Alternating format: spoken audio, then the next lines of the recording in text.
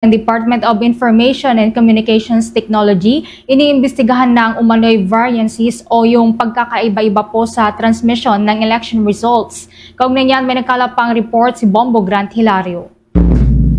Iniimbestigahan na ngayon ng Department of Information and Communications Technology ang umano'y variances o pagkakaiba-iba sa mga transmission ng election results nitong Mayo 12. Ayon sa naturang kagawaran, kanila na itong ipinag-aaralan at sinusuring maigi sapagkat ito anila ang natanggap ng mga ulat sa nagdaang eleksyon. Pagtitiyak ng kagawaran na makakasiguro ang publiko na isinasailalim na nila ang napaulat na variances o pagkakaiba-iba ng transmission sa kanilang technical review. Kaugnay parito, nagbaba naman ng direktiba ang kasalukuyang kalihim ng kagawaran na si Secretary Henry Aguda sa Cybersecurity Bureau nito na makipag-ugnayan lalo na sa Commission on Elections. Maging sa iba pang ahensya ay inatasan din niya makipag-ugnayan ng kawanihan upang tuluyang maberipika at malinaw ang teknikalidad ng mga naturang ulat. Ang Department of Information and Communications Technology ay ang siyang kasalukuyang chair ng Commission on Elections Advisory Council. Base naman sa ibinahagi nilang initial assessments, ang transmission raw na mula sa libo-libong presinto ay na-duplicate habang isinasagawa ang consolidation sa iba't ibang transparency servers. Bagamat ito'y nangyari, pagtitiyak naman ng DICT na wala itong malaking epekto sa opisyal na resulta na naunang inilabas sa publiko, kung saan nairesolba naman raw ang issue ng duplication sa pamamagitan ng maayos na filtering para makuha ang pinaka-accurate na datos. Samantala, kaugnay sa usapin ng cybersecurity o integridad sa ginamit na automated election systems, ngayong halalan, itinanggi naman ng kagawaran na may naging epekto ang pagkalat ng International Mobile Subscriber Identity o IMSI catcher sa bansa. Ayon kasi kay Assistant Secretary Renato Aboy Pariso, stand-alone ang ginamit na AES at sinabi pang hindi naman ito nakakonekta sa anumang mobile network operator.